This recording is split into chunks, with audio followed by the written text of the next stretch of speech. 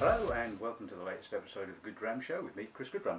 Right, today we're looking at one of my favourite Highland distilleries in actual fact, that of Cnoc, or as they release their whisky under the brand name of An Cnoc. Now, the reason I'm doing this particular episode of the show on An Cnoc is that they've recently released three new peated versions of their malt. Now, when I heard that, I thought, yeah, okay, that's kind of interesting. I mean, I was a little bit concerned that the possibility of, if they'd opted to go for sort of uber peating levels, that it would kind of mask the lovely kind of crisp, granity character of An Cnoc, which to me is just what Highland whiskies are all about. To me, it's the quintessential Highland malt. It has that lovely sort of granity character, which I presume probably comes from the water, sort of like rolling over the granite hillside and all that kind of stuff,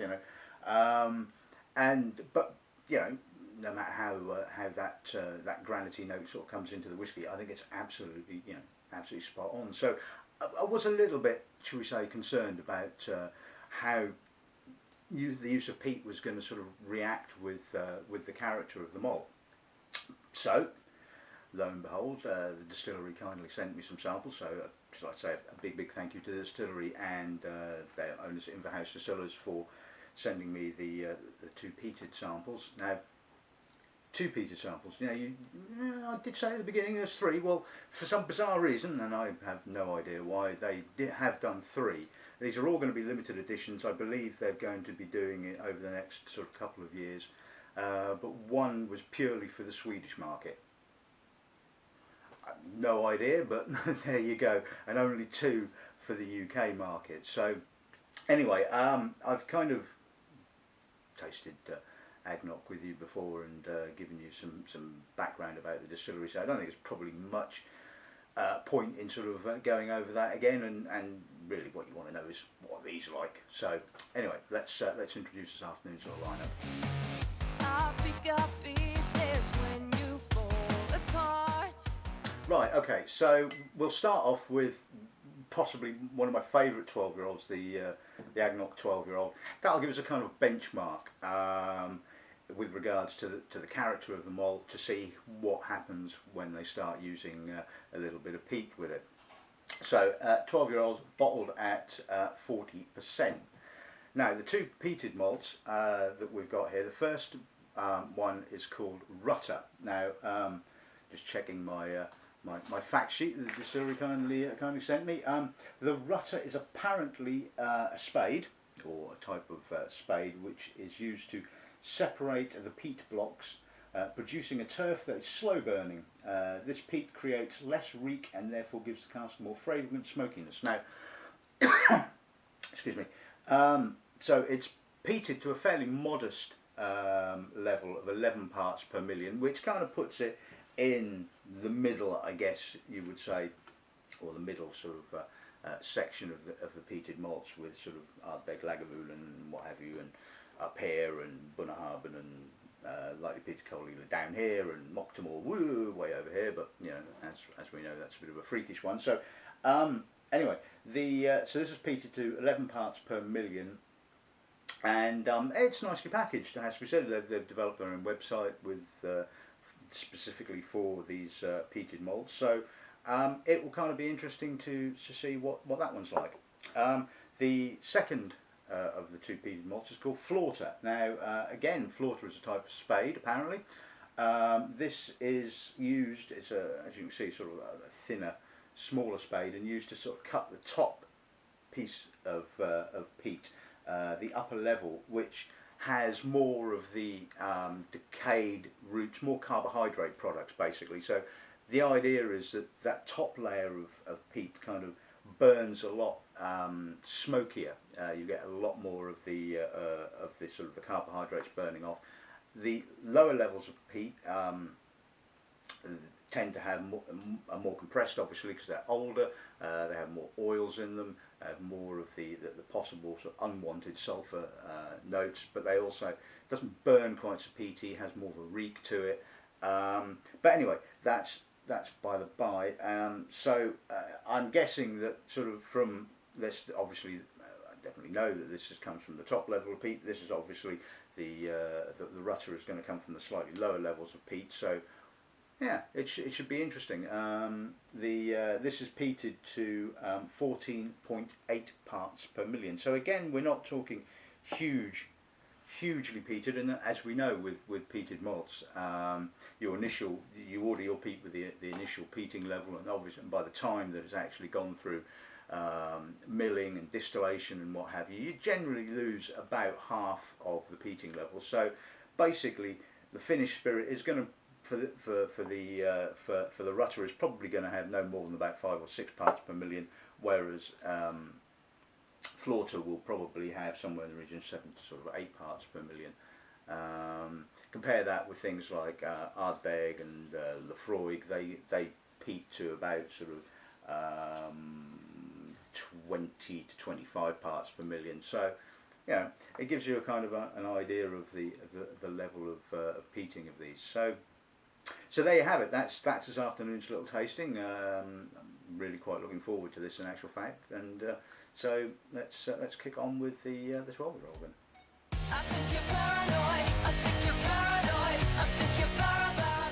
Okay, so 12-year-old. Let's see what the nose gives us then, shall we?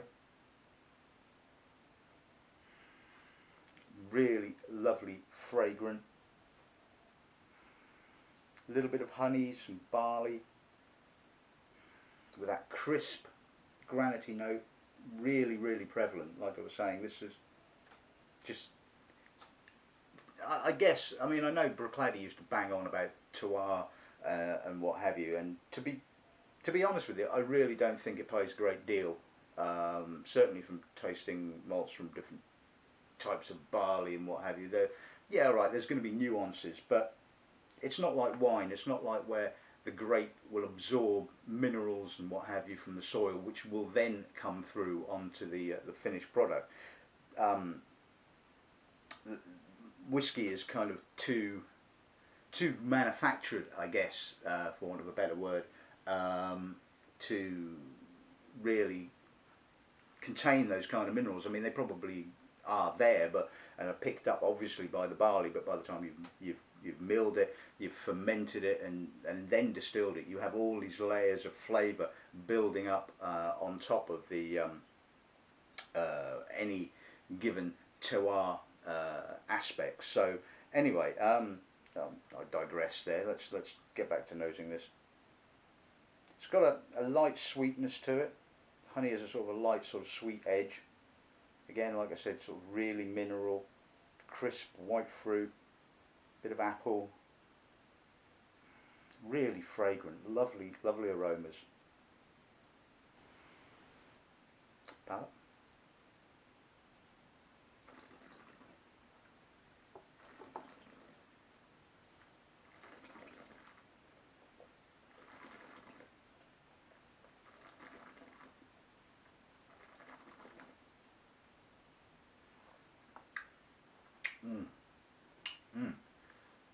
Lovely richness, full, rounded, juicy, very mineral finish, almost kind of austere in the finish in actual fact, but there's a lovely amount of honey that kind of like balances that up. Initially quite barley led, again following through with the honey, really lingering, really deep, really impressive. I mean, I do like this malt. It's certainly got body, not hugely powerful, but lovely depth, really good length to it. Fantastic stuff, really like that. Of course it's all because you're so in love, so right, okay, so on to the first of the peated expressions, the rutter. Like I said, peated to 11 parts per million, so let's see what the nose gives us then.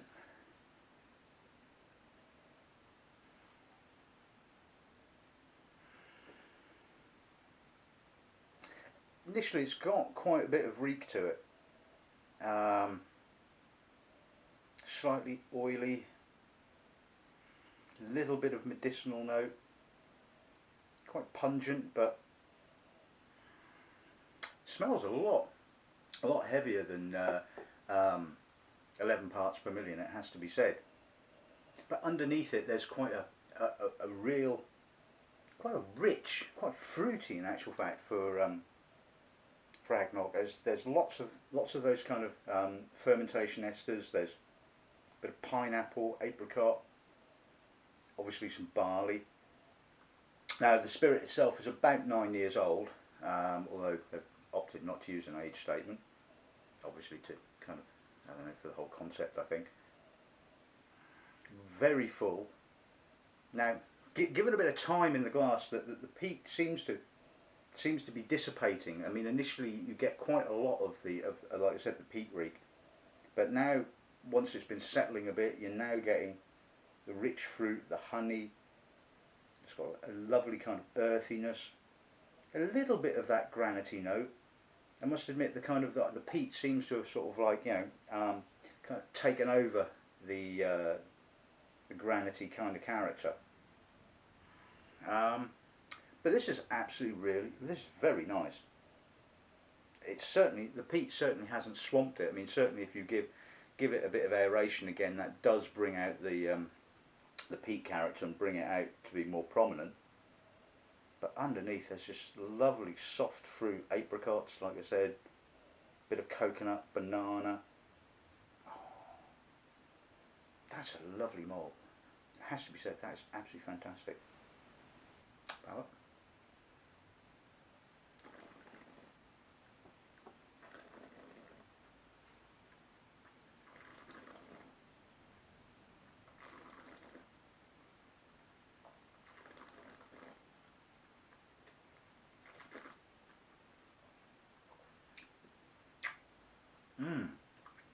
That is really well balanced in actual fact. It kind of, again, it's rich, it's broad, there's a lot of fruit, a lot of apricot, banana, pineapple, but on the edges you've got this sort of dark, malty, earthy peat, quite oily, a little bit tarry, really lingering. And it's not one of those sort of malts where it comes in waves. It kind of almost presents itself as it is initially. You taste it, and you can practically sort of taste all the elements, and it's really harmonious. The peat is not too intensive. It's there. It's at the edges, but you've got this sort of full, wonderfully rich, honeyed malt, and it's just all really, really well balanced, I think. And I think, I mean, it's not going to be cheap. I believe the retail price will be sort of somewhere between 50 and 55. I haven't quite worked that one out as yet. But yeah, that's really impressive. I like that. Great balance, really good. I think you're paranoid, I think you're paranoid, I think you're paranoid. Right, and on to the Flaughter. Right, let's see what the nose gives us on this then, shall we?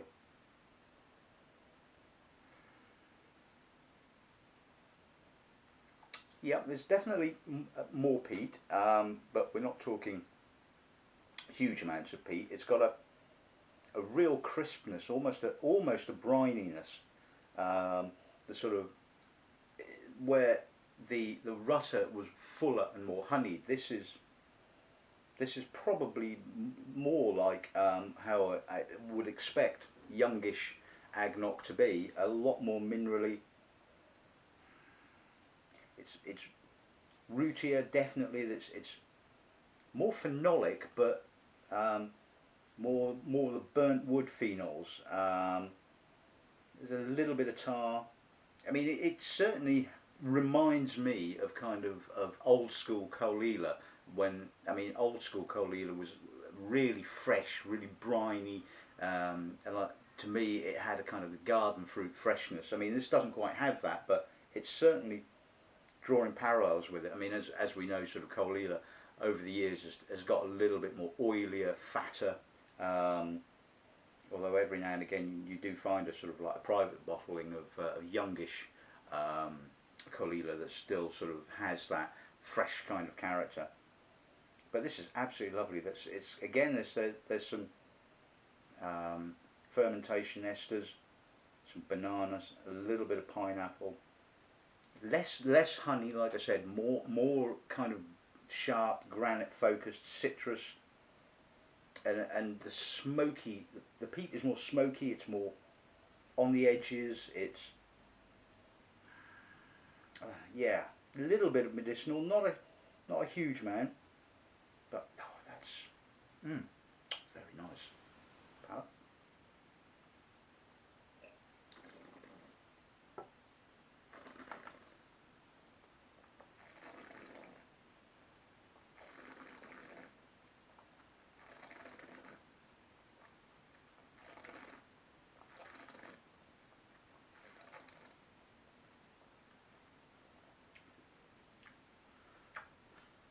Ooh, that's a chewy finish.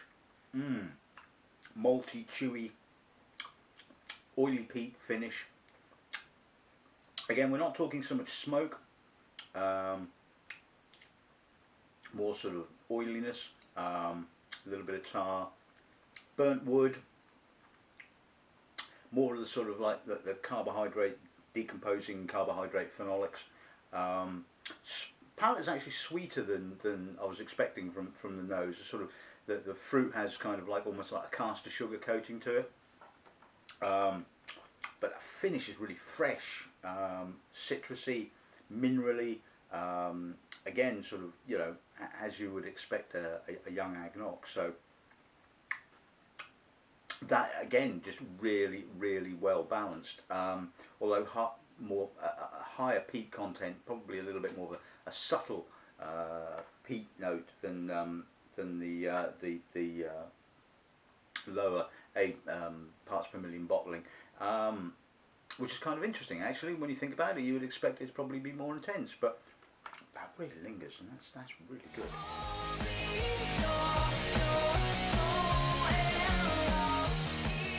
Right, okay, so let's sum things up then. So 12-year-old AnCnoc, yeah, really nice. Like I said, you know, classic Highland malt in my opinion, and you can certainly see that the relatively light or moderate peating of the Rutter and the Flaughter hasn't diminished the character of the malt. It's certainly not swamped it. The Rutter, yeah, it's a little bit more. Like I said, you get more of the oily, slightly sort of darker peat character, less sort of smoky maybe, more about the reek and the iodine. Flaughter, as we said, coming from the sort of like the topper levels of the peat, a little bit more smokier, a little bit more of the sort of burnt wood and the sort of decomposing carbohydrate kind of notes, and possibly, yeah, I mean, it actually, when you go back to comparing, like I said, very much old school kind of coal eeler kind of character, denser, or the Rutter is denser, more richer, and that's just down to sort of like, at the end of the day, the sort of the quirks of distillation, I guess. So, but either way, I mean, both of these are going to be sort of limited editions.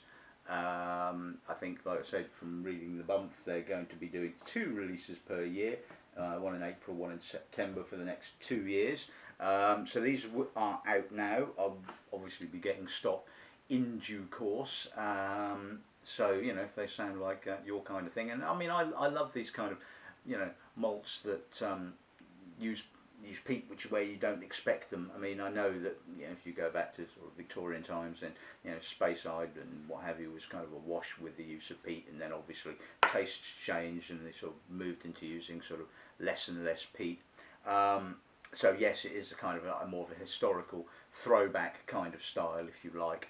But, you know, as we are now, you know, yeah, both the Highlands and Speyside are not renowned for using peat, so it is interesting when you sort of like taste whiskies from distilleries that, you know, don't use it as kind of like a default setting, and so it's nice. It's interesting. It's different. I think they're really good. I think the quality is exceptionally good. I mean, I've never had an issue with any bottling that AnCnoc or Knock Do have released, quality wise.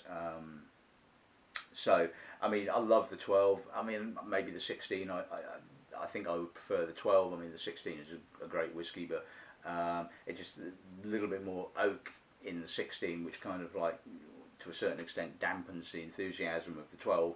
And so, although brilliant malt, you know, I've always kind of preferred the 12-year-old. And some of the older expressions of AnCnoc, you know, pretty damn good as well. So anyway, that's enough of my waffling. I'll just keep going for hours on this subject. But so kind of coming back to this afternoon's little tasting, you know, hopefully it will, you know, make you interested in sort of wanting to pick up a bottle, give them a try, and see what you think. So anyway, that's pretty much about it for this episode of the show. We're getting close to 100, you know, and I've kind of got my thinking cap on for the 100th episode. Hopefully, you know, it will be something pretty special. So anyway, we'll get there in due course. So all that's left to say is good dramming and good afternoon.